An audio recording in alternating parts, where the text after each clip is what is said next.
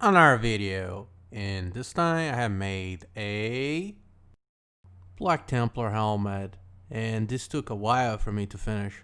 But I'm really happy with the results. As you can see here, some previews of my finished artwork. As you can see, this is an Emperor's Chosen helmet. So let's start the clip. Let's go. And if you want to skip to the end results, you can just check the timestamps in the description below. Okay, now that I have the final base mesh, I will put a description to the time lapse of the production of this mesh. What I usually do is I start with a couple polygroups, and then as always, I like to start from a primitive, in this case a sphere. And as you can see, the polygroups make it really easy for me to separate. I just, isolate the head from the rest of the body, since this will be just a helmet. Throughout the video, I really use the clip brush to get on, some rough shapes of what I want. Always respecting the size of the head, so, it will actually fit and be believable. I keep, moving around and figuring out the main proportions. So, as you can see, I actually use quite a lot of primitives as a start. Of course, I will shape them to what I need. At this point, he really looks like a Mega Man head if you look like it. He really does looks like it. But obviously, we're not here to make Mega Man. We are here to make a much deadlier thing. As you can see here, I'm, picking up a lot of different primitives and trying to figure out how exactly I want the shape. I'm very early on into the prototyping phase. I really don't know exactly what I am handling with. So at this point, I'm, using a lot of different primitives, and I want to add a faceplate. So, it's always a good idea to start with primitives and mold them for whatever need you have in your project. And as you can see here, I'm trying to, to achieve my result. You can see that he starts to look really menacing right now. He doesn't look quite like Mega Man anymore. He looks like some pretty badass dude at this point, He will look even better, I promise. So now I'm trying to, make the side devices. I'm not sure exactly how I want to make this. And again, you see that I'm, doing different types of, variations with the clip brush in order to quickly achieve the primitive shape of what I need. So now I'm trying to figure out the best outlook for these side devices. They're supposed to be like some sort of thing that the oxygen comes from, maybe some communicator. I don't know.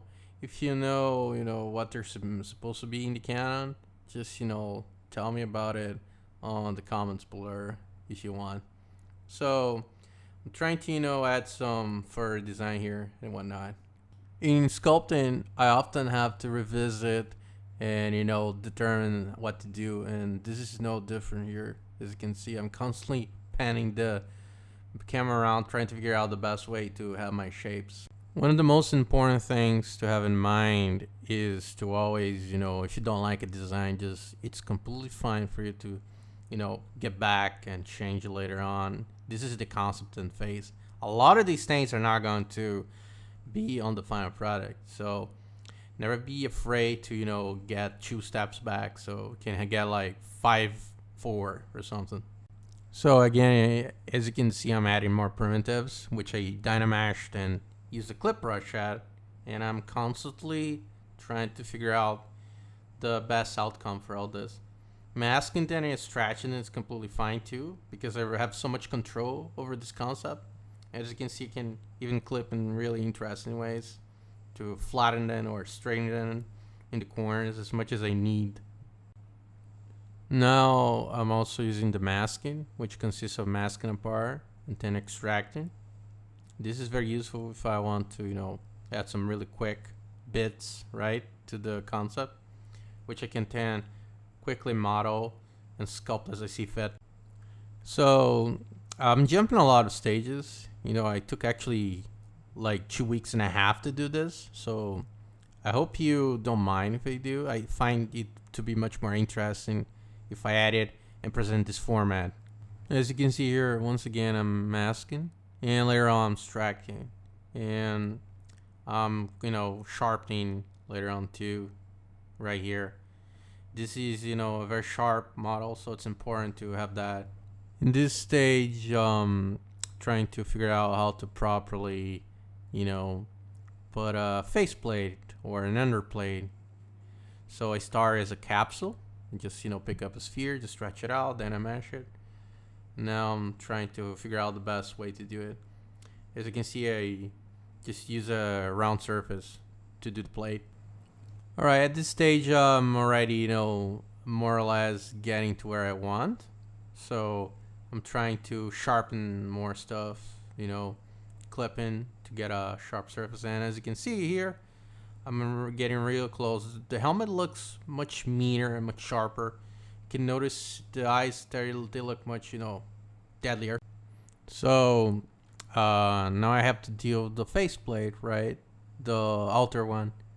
In this case, I really don't want it to be, massive. I really want it to be just a real faceplate, not like solid mesh. So what I do is I change the topology, so I have like one-sided geometry. Here's me inside Maya, just doing some topology because ZBrush doesn't have a proper topology to yet. It will soon with the 2021 update, right? And then once I have the final model, I can properly work with it inside of ZBrush. I'm making sure everything's stitched together. And then once I have it, what I do, I'm having trouble with that little point there. It's unfortunately not stitching. But once I manage to actually have that, what I do is I manage to properly, extrude it and have an actual faceplate in my helmet. And I do something very similar to the, main body of the helmet. Once I have it, I need to have, properly retopologize and whatnot. But once I have it, it really starts to actually look like the final product. So I'm really glad he took this way. It's really looking good. And I'm also moving several parts along. Then I'm adding some bits and pieces. The Space Marine helmet's not really that complicated, so I'm trying to add more detail. And I'm trying to sharpen parts up and whatnot. And yeah, it's taking shape finally. It's really nice to see your have a glimpse of your final product. And here I'm doing a topology, but this time inside ZBrush using the Z spheres. It's kind of boring, so I skipped that part just to give you a notion of what I did. And this is the inner plate. And after I'm done with that, I'm gonna use some booleans here. I'm gonna use the clip brush and the booleans. And as you can see, I'm trying to have this helmet shape, like this respirator, or these creases in the helmet. I'm doing that a bunch of primitives, and I had to do something similar, right, with the Templar icon, this cross. So I did that previously with my sword, so I put it on a plane to have more or less the shape that I wanted. And what I did was I planned to have this as some sort of grid-like stuff, and which I could then more or less project exactly what I wanted. And for that reason, I needed to extrude so the shapes are there properly. Then position them accordingly. But I decided to just get the plate flatten a little bit with the deformer. And once it was flattened, maybe too much, right? Actually, just flatten a little bit. And then once I had it flattened, I put it over a plane, which then allowed me to more or less just put the stars or the crosses as however I pleased. In this case, I tried with just once, but I felt like some sort of constellation would work better. Once I finally had, the mesh ready, I positioned, steel extruded, and then, that's the result. Pretty good. So after this part is ready, I decided to, make my own redesign of the Imperial guard Aquila, which is, this double ego icon. And then after that, I had to, conform to a round surface. In order to do that, I had to, position it first. And once it was positioned, I had to use a deformer, squashing it a little bit sideways, and then use the bend curve so it can actually conform to a round surface. It was, somewhat complicated, but in the end, it was all worth it.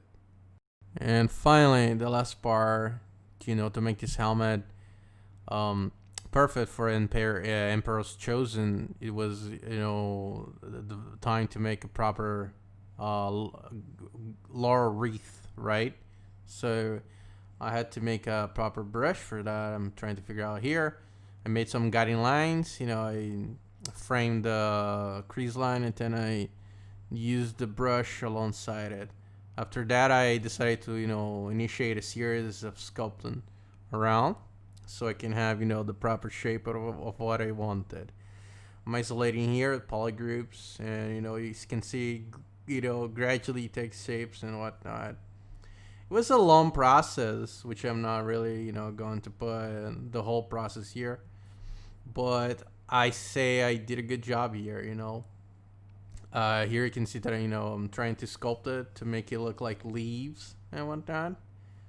And I had to have, a certain amount of polygons in order for it to have a proper amount of resolution in the final mesh. And finally, once it's all done, I can, finally have the final piece of the mesh, which results in this. Da-da! This is a turnaround of the final mesh, just in case you wanted to see.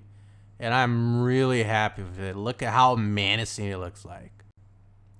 And voila! These are the final renders. It really does look like the Games Workshop hiring me to do one of their models, right? Really glad with how this turned out. Okay, thanks for watching. By the way, if you really like this video, give it a like, share, and subscribe. Bye.